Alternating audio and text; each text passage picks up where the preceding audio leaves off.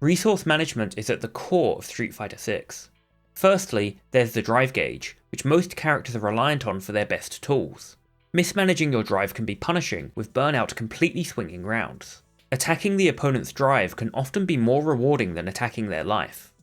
There's also the super meter, which might seem simple but has the added complexity of being carried across rounds.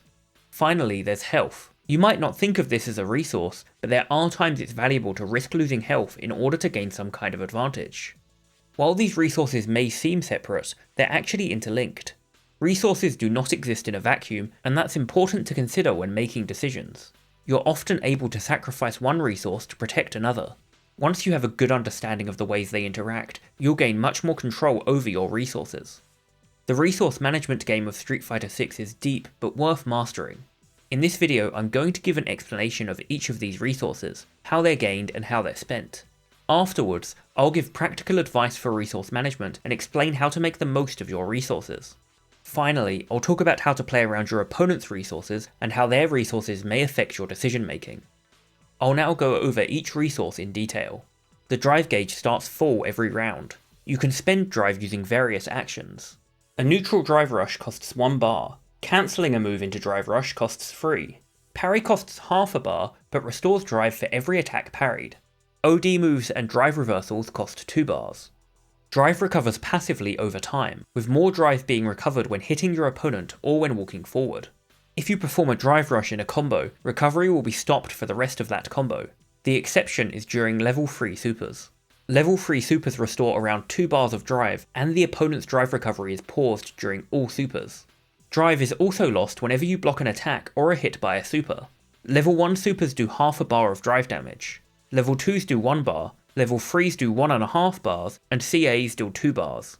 Being hit by a drive impact will deal 1 bar of drive damage, or 1.5 on punish counter. Any move that punish counters will do a varying amount of drive damage depending on the move. Heavier moves tend to do more drive damage. When drive is empty, you go into Burnout. I won't go into the effects of Burnout here, as I've already covered Burnout Pressure in another video. What's worth mentioning is that Burnout is incredibly punishing, and going into Burnout can often result in losing a round, even if you were previously ahead. You generally want to avoid going into Burnout at all costs, and forcing your opponent into Burnout is a big win condition. Now let's talk about Super Meter.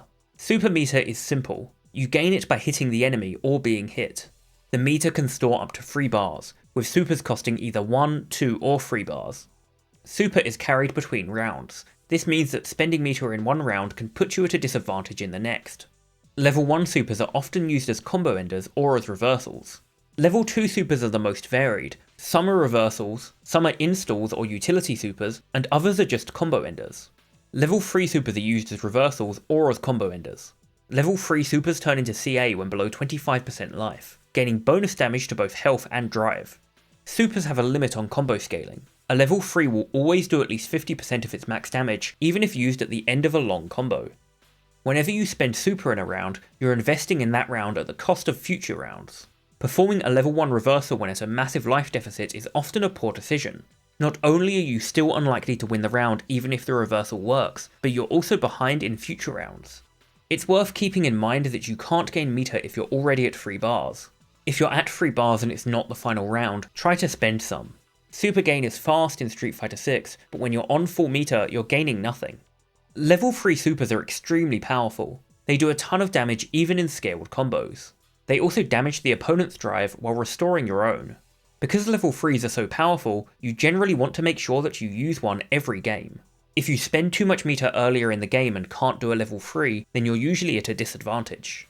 The exception here are characters with strong level 2 supers. Some characters like Rashid, JP and Blanca have powerful level 2 supers which can give you a huge advantage. With these characters, you generally want to make sure you can use your level 2 as many times as possible. It's not uncommon to see these characters use level 2 in the second round and again in the final round. The final resource is life. This is straightforward. It starts full and you lose it by being hit. If you run out of life, you lose the round. You might think that you never want to lose it, but this isn't always true. Sometimes you can deliberately spend life for an advantage. For example, if you are low on drive, you may choose to deliberately not block on wake up to avoid burnout. When choosing to risk life, it's important to consider kill thresholds. If your opponent can kill you on the next hit, you should probably block and take the burnout.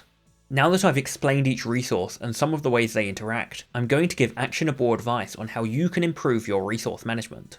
Street Fighter 6 rewards aggressive play, so it's often good to use your resources offensively. At the same time, it's important you don't overspend and put yourself in a bad situation. When you have a level 3 super stocked, you can spend your drive more aggressively, since performing the super will restore your drive. You do need to be careful though, because the opponent may notice this and attack your gauge before you have a chance to use the super. If you're close to level 3, you can extend your combo with a DRC to get more hits and build the level 3 before the end of the combo. Since level 3 restores drive, this isn't as huge an investment as it sounds. On a similar note, it's worth learning longer combos which do less damage but build more meter. You'll sometimes find yourself in a position where building level 3 is enough for the combo to kill. If you have a lot of health and your opponent is low on drive, you don't need to respect reversals as much. Even if you do get hit by a reversal, the opponent's drive will be in such a bad spot that it can be hard for them to recover. Although spending resources can be punishing, it's sometimes worth spending resources liberally to secure an advantageous position. Spending extra drive to corner your opponent can be a round-winning decision. It's inevitable that at some points you're going to find yourself running out of drive. In these situations, you should consider how you can use your other resources to avoid going into burnout.